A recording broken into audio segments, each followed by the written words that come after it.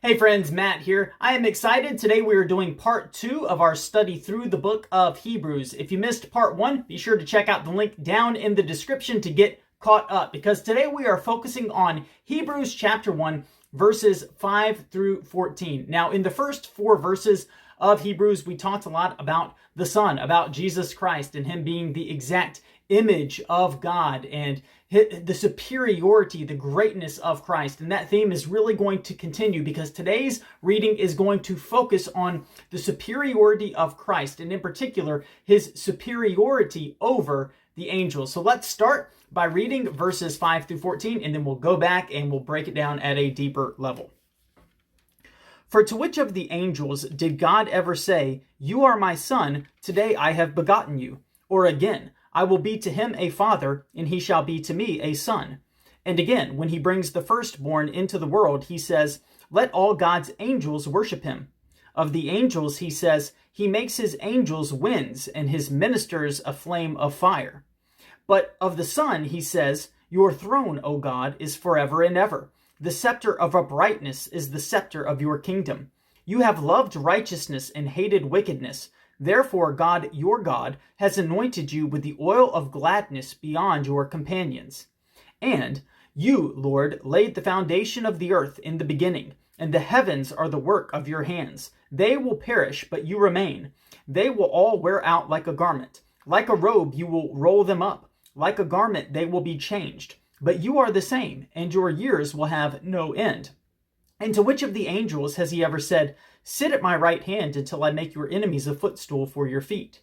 Are they not all ministering spirits sent out to serve for the sake of those who are to inherit salvation? So I'm sure you noticed in that passage we have numerous references to Old Testament passages of Scripture, but the main theme of what the author of Hebrews is trying to accomplish is to show that Christ is superior to the angels. I mentioned this in the first video of the series, but at this time, many people had a somewhat unhealthy view of angels. Now, angels are full of splendor. They are great, awesome beings, but they are not the same as God himself. And it seemed like many people were kind of blurring that line a little bit and were placing too much emphasis on the angels and not enough emphasis on Christ the Son. So that is what is being addressed here. So let's go back.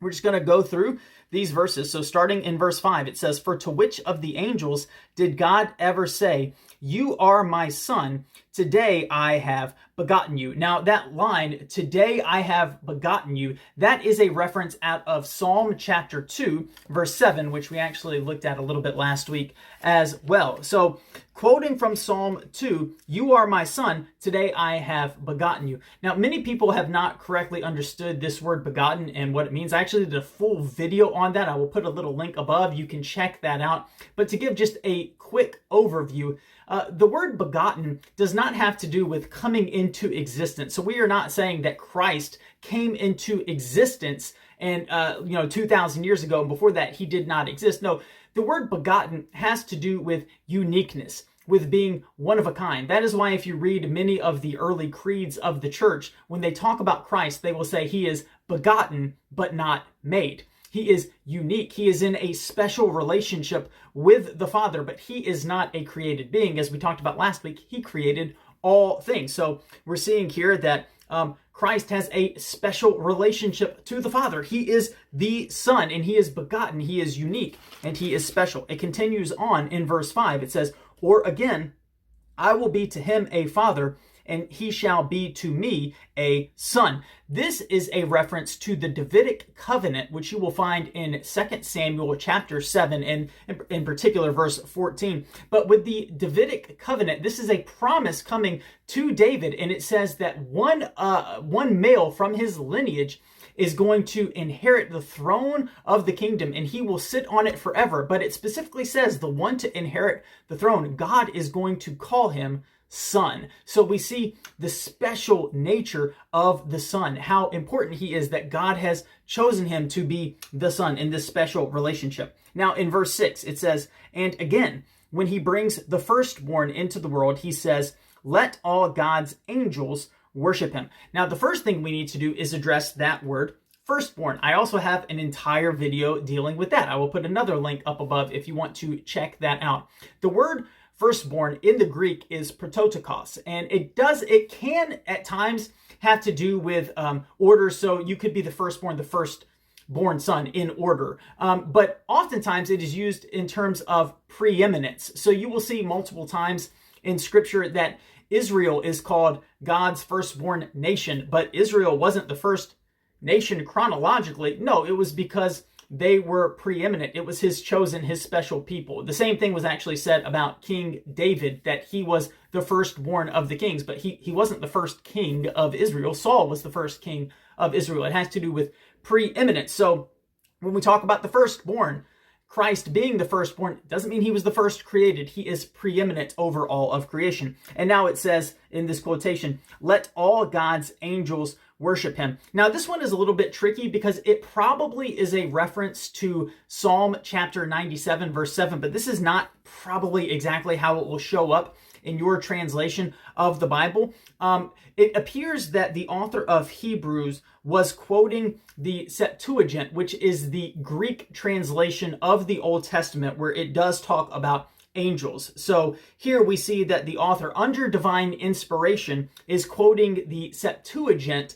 So again, if you read Psalm 97 verse 7, it would say something very similar to this, but it may not say angels. But in the Septuagint, it does. And so obviously, the author, under divine inspiration, is applying this to angels here. So we see the differences already being set out between the Son and between angels. And we're going to continue on. And this is one of my favorite ones. Let's look at verses 8 and 9. It says, but of the Son, he says, your throne, O God, is forever and ever. The scepter of uprightness is the scepter of your kingdom. You have loved righteousness and hated wickedness. Therefore, God, your God, has anointed you with the oil of gladness beyond your companions. So look at the beginning of verse 8. Who is speaking here? This is God the Father, because it says, but of the Son, he says. The he is God the Father. So this is God the Father speaking about the Son. God the Father speaking about the Son. And what does God the Father say about the Son? Well, the very first line, your throne, O God, is forever and ever. Why is that important? God the Father just called the Son God.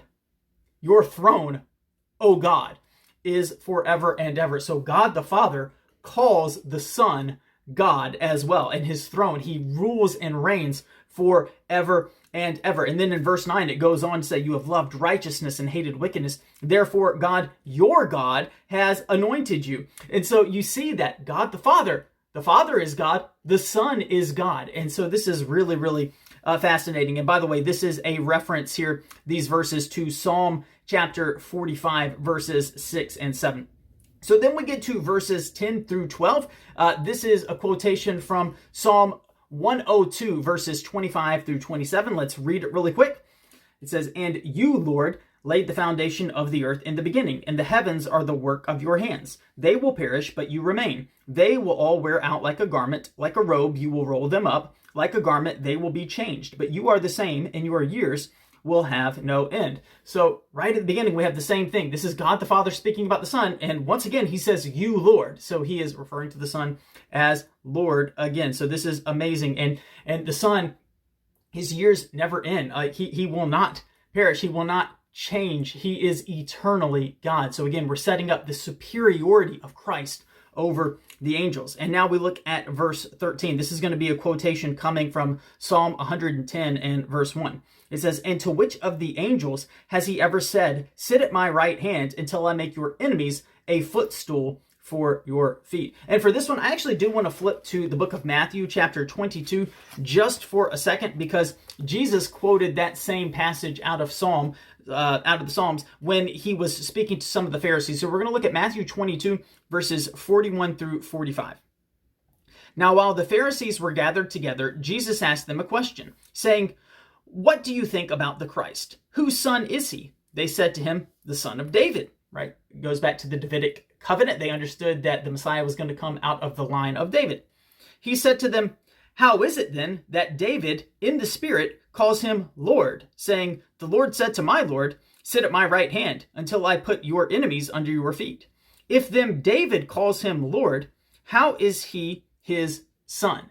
And so do you see what Jesus is doing here? Certainly the Messiah was going to be of the lineage of David, but he's saying, look, Psalm 110, which was written by David, in that David is saying, the Lord said to my Lord. So David was acknowledging this Messiah who was to come was his Lord, was the Lord. And so we see Jesus using that. And so in one sense, is Jesus the son of David? Yes, in the sense that he is the fulfillment of that covenant and the promise, and that he came from the lineage, but he is not just a man. He is greater than David. David calls him Lord. And now we get back to Hebrews, the last verse here, verse 14.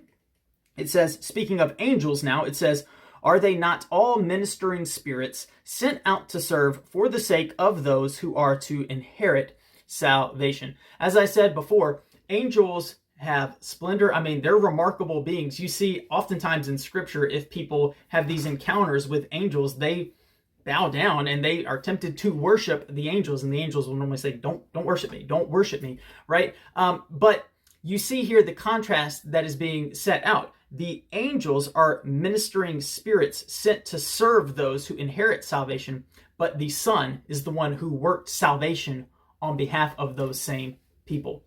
The Son is superior to the angels. We saw the angels are the ones who are telling everybody, worship God, worship Him, worship Him. They are never seeking after worship for themselves. But of course, God is out to get the glory. And we see that Jesus, as God, will get His glory. All right, friends, I hope this is helpful to you as you read through the book of Hebrews. We always want to look at the greatness of our God, the greatness of Jesus Christ, the Son, who is greater than the angels because he is eternally God himself. We're going to see a lot more of the superiority of Christ as we continue on through the book of Hebrews. Be sure to subscribe to my channel so that you can keep up to date with what is going on. We're going to be doing a video for this study, Lord willing, every Friday. So make sure that you subscribe so you can stay up to date with things. Thanks again for watching, guys, and until next time, God bless.